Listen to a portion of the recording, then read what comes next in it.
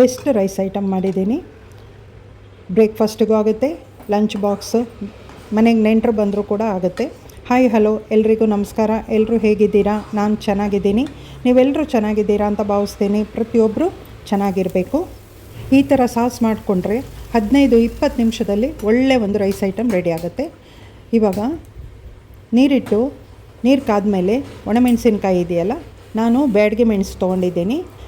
Colour ಚೆನ್ನಾಗಿರುತ್ತೆ, ಖಾರನೂ ಹೆಚ್ಚಿರಲ್ಲ. ನಂತರ 3 ಜನಕ್ಕೆ ಮಾಡೋದ್ರಿಂದ ಚಿಕ್ಕ ಕಾಫಿ ಕುಡಿಯೋ ಲೋಟದಲ್ಲಿ 3/4 ಲೋಟ ತೊಗೊಂಡಿದ್ದೀನಿ. ಚೆನ್ನಾಗಿ ತೊಳೆದು ಅದಕ್ಕೆ ಸ್ವಲ್ಪ ಎಣ್ಣೆ ಹಾಕಿ ಅಂದಾಜಲ್ಲಿ ನೀರು ಹಾಕಿದ್ದೀನಿ. 1 ಲೋಟಕ್ಕೆ 1/4 ಲೋಟ ನೀರು, 2 ವಿಷಲ್ಲು. ಅಕ್ಕಿ ನೋಡ್ಕೊಂಡು ತೊಗೊಳ್ಬೇಕು. ಹಳೆ ಅಕ್ಕಿ ಆದರೆ 3 ವಿಷಲ್ ಬೇಕಾಗುತ್ತೆ. 1-2 ವರ್ಷದ ಅಕ್ಕಿ ಆದರೆ 2 ವಿಷಲ್ ಸಾಕಾಗುತ್ತೆ. ಇವಾಗ ಬೇಯಕ್ಕಿಡಬೇಕು. ಸಾಸ್ ಒಂದು ರೆಡಿ ಇದ್ದರೆ ಬೇಗನೆ ಆಗುತ್ತೆ. ಅನ್ನ ಬೇಯೋಷ್ಟರಲ್ಲಿ ನಾವು ತರಕಾರಿಗಳನ್ನೆಲ್ಲ ಹೆಚ್ಕೊಳ್ಳೋಣ. ತರಕಾರಿಯಲ್ಲಿ ಕ್ಯಾರೆಟ್, ಕ್ಯಾಬೇಜು ಮತ್ತು ಬಟಾಣಿ ತೊಗೊಂಡಿದ್ದೀನಿ, ಕ್ಯಾಪ್ಸಿಕಮ್ ತೊಗೊಂಡಿದ್ದೀನಿ, ಬೀನ್ಸು ತೊಗೊಳ್ತಾ ಇದ್ದೀನಿ. ಬೀನ್ಸ್ ಹಾಕೋದ್ರಿಂದ ಬಟಾಣಿನ ಹಾಕ್ತಾಯಿಲ್ಲ, ಅದು ಕೂಡ ಹಾಕ್ಬೋದು. ನೀರು ಚೆನ್ನಾಗಿ ಕಾದಿದೆ. ಮೆಣಸಿನ್ಕಾಯಿ, ಬ್ಯಾಡಗೆ ಮೆಣಸನ್ನು ಹಾಕಿದ್ದೀನಿ. ಬೇಕಾದರೆ ಗುಂಟೂರು ಮೆಣಸು ಕೂಡ ಹಾಕ್ಬೋದು. ತರಕಾರಿನೆಲ್ಲ ಚೆನ್ನಾಗಿ ಈ ರೀತಿ ಹೆಚ್ಕೊಳ್ಬೋದು. ಇನ್ನೂ ಸಣ್ಣಕ್ಕೆ ಬೇಕಾದರೂ ಹೆಚ್ಚಿಟ್ಕೊಳ್ಬೋದು. ರಾತ್ರಿಗೆ ಮಾಡಿರೋದು ಈ ರೈಸ್ ಐಟಮ್ಮು 7:30-8 ಗಂಟೆ ಮೇಲೆ ಮಾಡಿರೋದು. ಬೇಗನೆ ಆಯಿತು. ತರಕಾರಿ ಹೆಚ್ಕೊಳ್ಳೋದು, ಅನ್ನಕ್ಕೆ ಇಟ್ಟಾದಮೇಲೆ ತರಕಾರಿ ಹೆಚ್ಕೊಳ್ಳೋದು, ಸಾಸ್ ಮಾಡೋದು ಎಲ್ಲ ಅನ್ನ ತಣ್ಣಗಾಗೋ ಅಷ್ಟೊತ್ತಿಗೆ ಸಾಸ್ ಮಾಡ್ಕೊಳ್ಬೋದು. ಅನ್ನ ಬೇಯ್ತಾ ಇರುವಾಗ ತರಕಾರಿ ಎಲ್ಲ ಹೆಚ್ಚಿಟ್ಕೊಂಡು ಒಂದು ಒಗ್ಗರಣೆ ಹಾಕಿದರೆ ಆಗುತ್ತೆ. ತರಕಾರಿನೆಲ್ಲ ಆದಷ್ಟು ಸಣ್ಣಕ್ಕೆ ಹೆಚ್ಚಿಟ್ಕೊಳ್ಬೇಕು. ನಾನು ಸಿಂಪಲ್ಲಾಗಿ ಅಡುಗೆ ಮಾಡೋದು. ವಿಡಿಯೋ ನೋಡೋರು ಒಂದು ಸರ್ತಿ ಮಾಡಿ ನೋಡಿ ಅಂತೀನಿ. ಒಂದು ಲೈಕ್ ಕೊಡೋದು, ಹೈಪ್ ಕೊಡೋದು ಮರಿಬೇಡಿ. ಹೊಸೊಬ್ಬರು ಸಬ್ಸ್ಕ್ರೈಬ್ ಮಾಡಿಕೊಂಡು ವಿಡಿಯೋ ನೋಡಿ ಅಂತ ಕೇಳ್ಕೊಳ್ತೀನಿ. ಬೆಲ್ ಐಕನ್ ಪ್ರೆಸ್ ಮಾಡೋದು ಮರಿಬೇಡಿ, ನೋಟಿಫಿಕೇಷನ್ ಬರುತ್ತೆ. ಸಿಂಪಲ್ ಅಡುಗೆ ಹೇಗೆ ಮಾಡೋದು ಹೊಸೊಬ್ಬರಿಗೂ ಅನುಕೂಲ ಆಗಿರುತ್ತೆ. ಮನೆಯಲ್ಲಿರೋ ಸಾಮಗ್ರಿಗಳು, ತರಕಾರಿಗಳನ್ನೇ ಉಪಯೋಗಿಸಿ ರುಚಿಯಾದ ಒಂದು ರೈಸ್ ಬಾತ್ ಮಾಡ್ಬೋದು. ತುಂಬ ರುಚಿಯಾಗಿರುತ್ತೆ. ಈ ವಿಡಿಯೋ ನೋಡೋರಿಗೆ ವಿಡಿಯೋ ರೆಸಿಪಿ ಮಾಡಿದ್ದು ಇಷ್ಟ ಆಯಿತು ಅಂದರೆ ಕಮೆಂಟ್ ಸೆಕ್ಷನ್ನಿನಲ್ಲಿ ಒಂದು ಕಮೆಂಟ್ ಹಾಕೋದು ಮರಿಬೇಡಿ. 1-2 ಗೆಡ್ಡೆ ದೊಡ್ಡ ಬೆಳ್ಳುಳ್ಳಿ ತೊಗೊಂಡಿದ್ದೀನಿ. ಅದನ್ನು ತರಿಯಾಗಿ ಈ ಥರ ಮಾಡ್ಕೊಳ್ಬೇಕು. ಅದನ್ನ ಒಂದು ಬೌಲಿಗೆ ಹಾಕ್ಕೊಳ್ತೀನಿ. ಅದೇ ಜಾರಲ್ಲಿ ನಾವು ಫಸ್ಟೇ ಒಂಚೂರು ನೆನೆಸಿಟ್ಟಿದ್ದೀವಲ್ಲ ಮೆಣಸಿನ್ಕಾಯಿ, ಅದನ್ನು ಕೂಡ ರುಬ್ಕೊಳ್ಬೇಕು. ರುಬ್ಬುವಾಗ ಬೇಯಿಸಿದ್ದ ನೀರನ್ನೇ ಹಾಕ್ಕೊಂಡು ನೈಸಾಗಿ ಪೇಸ್ಟ್ ಮಾಡ್ಕೊಳ್ಬೇಕು. ಮೆಣಸಿನ್ಕಾಯಿ ತಣ್ಣಗಾದ ನಂತರ ಜಾರಿಗೆ ಹಾಕ್ಕೊಂಡು ರುಬ್ಕೊಂಡ್ರೆ ತುಂಬ ಒಳ್ಳೆಯದು. ನಾನು ಏನು ಅಡುಗೆ ಮಾಡೋದು ಅಂತ ಯೋಚನೆ ಮಾಡಿ ಇರೋಷ್ಟರಲ್ಲೇ ಟೈಮ್ ಆಗೋಗಿತ್ತು. ಹಾಗಾಗಿ ಲೇಟಾಗಿ ಶುರು ಮಾಡಿದೆ. ಈ ರೀತಿ ಜಾರಿಗೆಲ್ಲ ಸ್ವಲ್ಪ ಬಿಸಿನೇ ಹಾಕಬೇಕಾಗಿತ್ತು.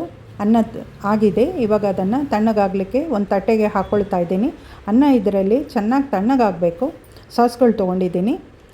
ಚಿಲ್ಲಿ ಸಾಸು, ಸೋಯಾ ಸಾಸು ಎಲ್ಲ 2 ಚಮಚ, 1 ಚಮಚ pepper powder, red chilli sauce 2 ಚಮಚ, ವಿನಿಗರ್ 4 ಅಥವಾ 5 ಚಮಚ ತೊಗೊಂಡ್ರೆ ಆಗುತ್ತೆ. ಹುಳಿ ಬೇಕು ಅಂದರೆ 6 ಚಮಚನೂ ಹಾಕ್ಕೊಳ್ಬೋದು. ಎಣ್ಣೆ ಕಾದಿದೆ. ಎಣ್ಣೆ ಯಾವುದಾದ್ರೂ ತೊಗೊಳ್ಬೋದು. ಕಡಲೆಕಾಯಿ ಎಣ್ಣೆ, ಕೊಬ್ಬರಿ ಎಣ್ಣೆ ಯಾವುದಾದ್ರೂ ತೊಗೊಳ್ಬೋದು.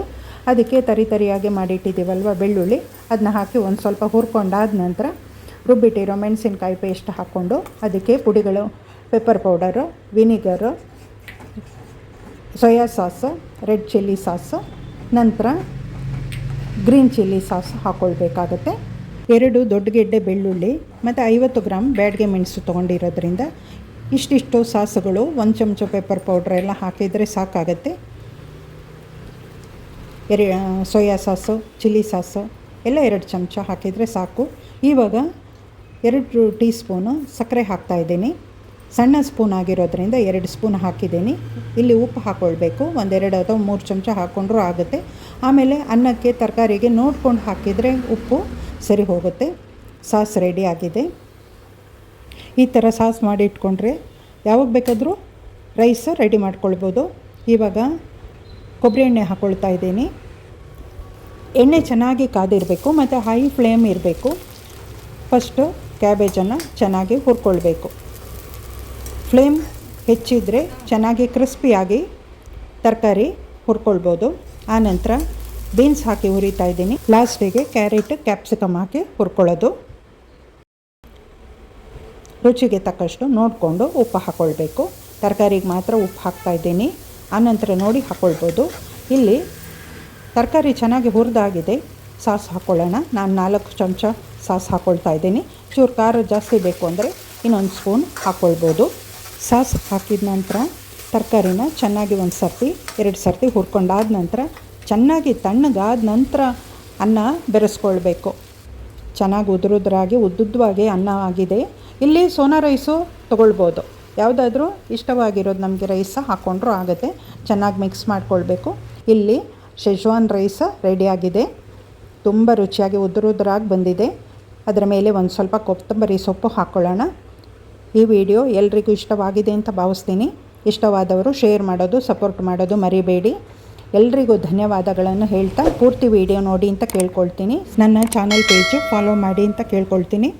ಮುಂದಿನ ವಿಡಿಯೋದಲ್ಲಿ ಹೊಸ ರೆಸಿಪಿಯೊಂದಿಗೆ ಸಿಗೋಣ. Thank you.